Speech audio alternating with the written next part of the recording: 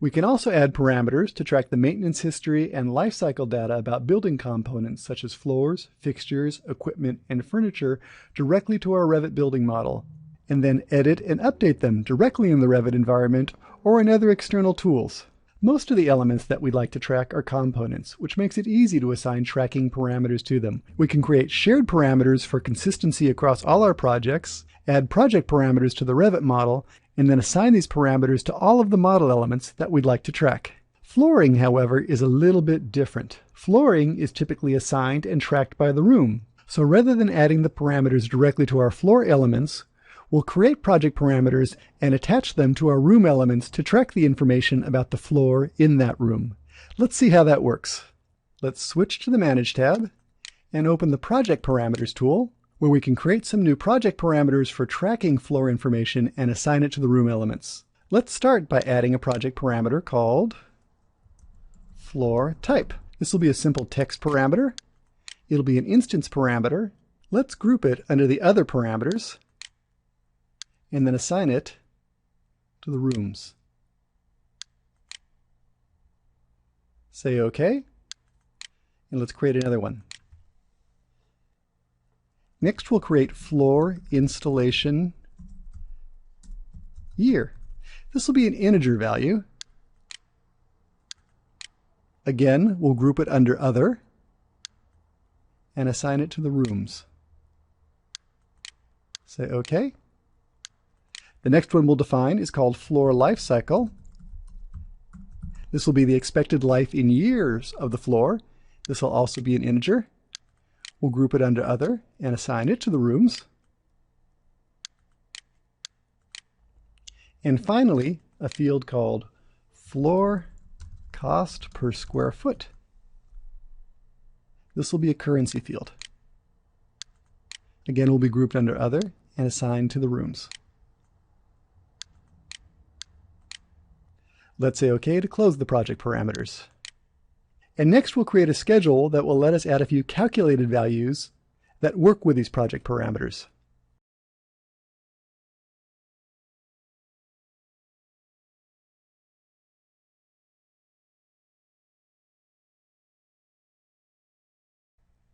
Since we're working with information that's associated with the rooms, let's just duplicate that existing room schedule and use it again. We'll duplicate it, and we can change its name. Let's call it the Floor Replacement Planning Schedule. Let's add those new project parameters to this schedule. We can choose the floor type, the floor installation year, the floor life cycle, and the floor cost per square foot. Now, in addition to these fields, let's add a few calculated values. One will be the floor replacement year. This will be a simple calculation. It'll again be an integer. And to calculate that, we'll take the floor installation year and add to it the floor life cycle. Say OK. A second calculated value that we'd like to add is the floor replacement cost.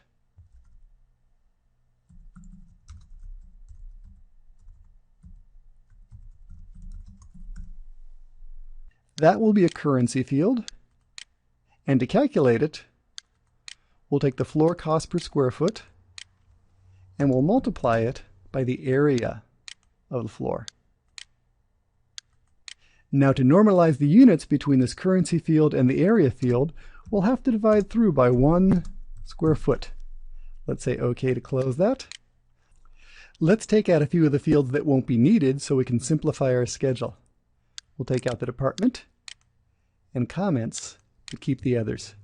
Say OK, and we have our new schedule. Let's enter a few values into our schedule and see how it works. For example, let's start with a lobby.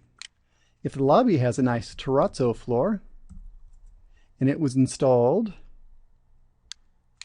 in year 2001, and the life cycle of terrazzo was somewhere near 20 years, you can see that the floor replacement year is planned to be 2021. A terrazzo floor has an expected cost of approximately $12 per square foot to replace it in 2021.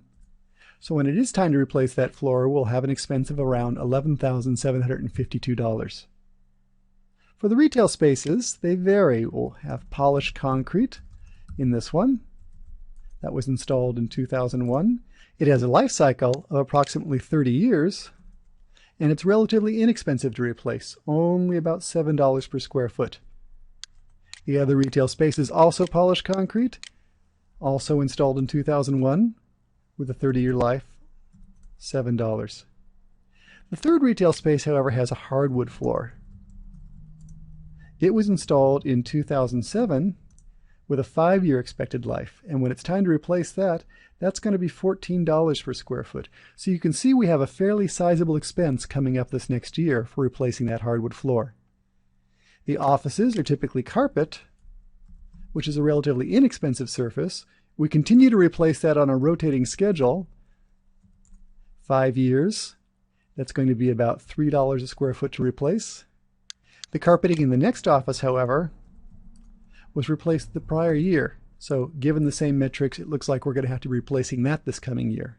So using this type of schedule, we can quickly enter, track, and maintain information about the flooring replacements and use this to help plan our preventive maintenance and replacement program for the building. For the components in our project, the fixtures, equipment, doors, windows, let's create the tracking parameters for those elements in a different way that'll let us share the information with other programs. And to do that, we'll use shared parameters. Open the Manage tab, then open the Shared Parameters tool. We'll create a new group for our shared parameters. We'll call this Lifecycle Data. Say OK, and then add some new parameters. Our first one will be the installation year. This one, again, will be an integer. The next one will be the life cycle of the component. This will also be an integer. And the third one will be the replacement cost. This will be a currency. Say OK. OK. Now let's add corresponding project parameters so we can associate these with the components in our project. Let's add, from the shared parameters, the installation year. We'll group that under Other. We could associate this parameter with any of the components in our project, but for this example, let's focus on the doors, the furniture, the plumbing fixtures, and finally the windows. Say OK to create that. Let's add another parameter. This one will be the life cycle. Again, we'll group that under Other and add it to the doors, furniture, plumbing fixtures, and windows. And finally, we'll add that last shared parameter, the replacement cost. It'll also be grouped under Other and be assigned to the doors, the furniture, the plumbing fixtures, and the window elements. Let's close the Project Parameters dialog. And now we can create a new schedule of the components to create the calculated values as well as fill in the data.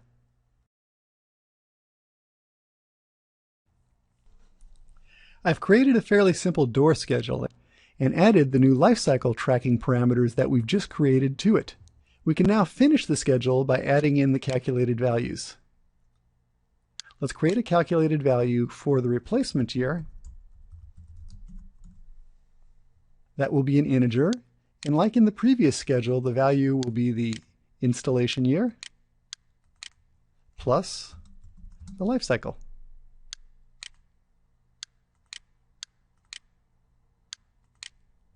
Let's say OK to close that up. And we can see that the expected replacement years have been calculated for us. This is going to be useful for budgeting the replacement cost for these components into the years ahead.